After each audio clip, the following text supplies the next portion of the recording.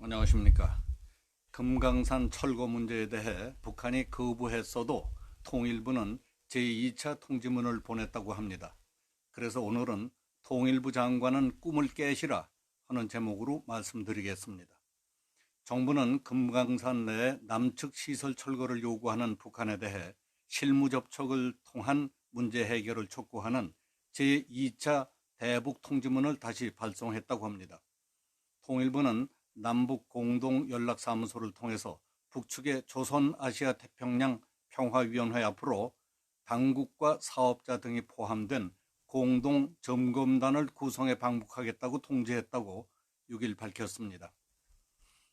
정부는 북한이 지난달 25일 남측 시설물 철거를 요구하는 통지문을 보낸 데 대해서 28일 금강산 실무회담을 제안하는 제1차 통지문을 발송한 바 있었습니다. 그러나 북한은 바로 다음 날 이 제안을 거부했습니다. 정부는 북한이 계속 문서협의 방식을 고집할 경우에 다시 대북 통지문을 보내서 대면 실무 접촉과 문서 협의를 병행하는 방안을 제안하는 것도 검토 중인 것으로 알려졌습니다. 금강산에 우리 측이 지어준 시설물에 대한 철거 문제는 지난 10월 23일 조선중앙통신 등 북한 관영 매체들의 보도로 처음 알려졌습니다. 그때 조선중앙통신에 따르면 김정은이 금강산 일대 관광시설을 돌아보는 자리에서 세계적인 명산 금강산에 건설 현장에 가설 건물 방불케 하는 집 몇 동 꾸려놓고 관광을 하게 한 것은 대단히 잘못됐다. 손쉽게 관광지나 내주고 앉아서 득을 보려고 했던 선임자들의 잘못된 정책이다. 금강산이 10여 년 전 그 후에 방치된 흠이 남아있다. 땅이 아깝다. 국력이 약할 적에 남에게 의존하려 했던 선임자들의 의존 정책이 매우 잘못됐다. 금강산이 마치 북과 남의 공유물처럼 남북 관계의 상징, 축도처럼 돼 있고 북남 관계가 발전하지 않으면 금강산 관광도 하지 못하는 것으로 돼 있는데 이것은 분명히 잘못된 일이고 잘못된 인식이라고 했다는 겁니다. 현대그룹의 금강산 관광시설에 대해서도 건축물들이 민족성이라는 것은 전혀 찾아볼 수 없고 범벅식 피해 지역의 가설막이나 격리변동처럼 들어앉혀 놓았다면서 금강산 관광지구에 널려져 있는 너절한 호텔과 파넬 숙소 같은 것은 모두 허물어 버려라 하고 지시했다는 겁니다.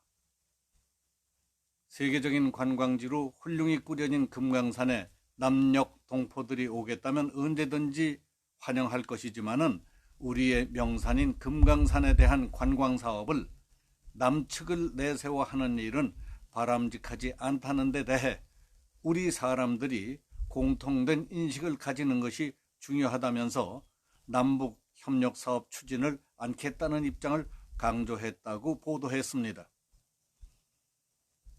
김정은이 자신의 부친인 김정일이 추진한 금강산 관광 사업을 잘못된 정책으로 언급한 것은 이례적인 일입니다.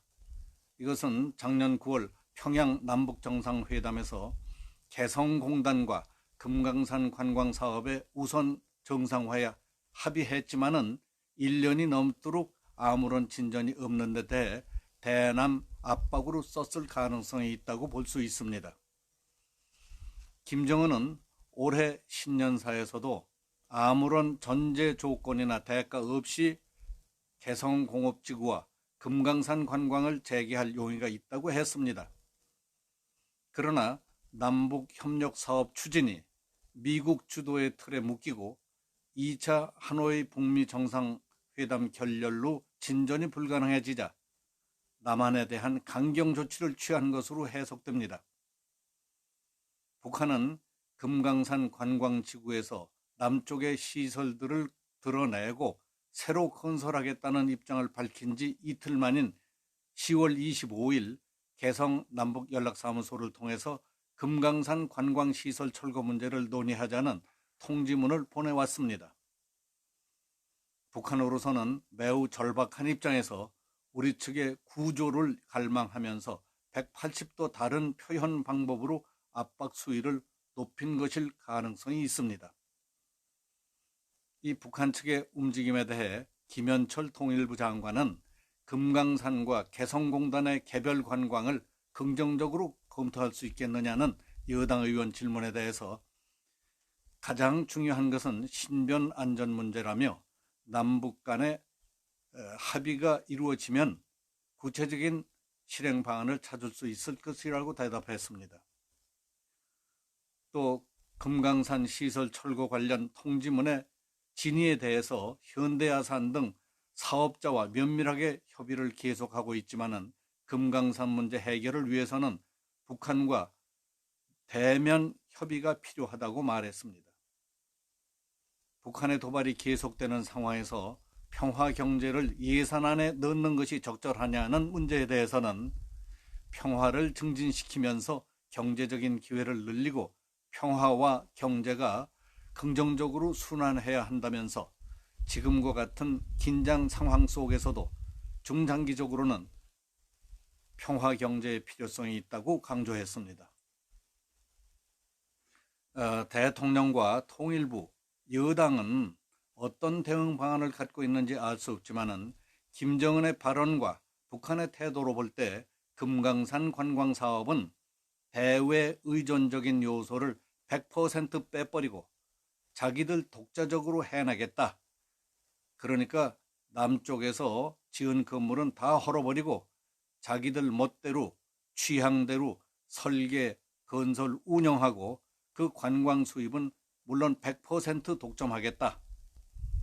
그러니까 건물 철거, 설계, 신축뿐만 아니라 도로, 교통, 통신 등 금강산 일대를 세계적인 관광 명소로 만드는 데 필요한 일체의 비용을 다 내놔라. 그렇게 하려면 하고 말려면 말아라 하는 엄청난 대남 공갈 협박이 아닐까 생각이 됩니다.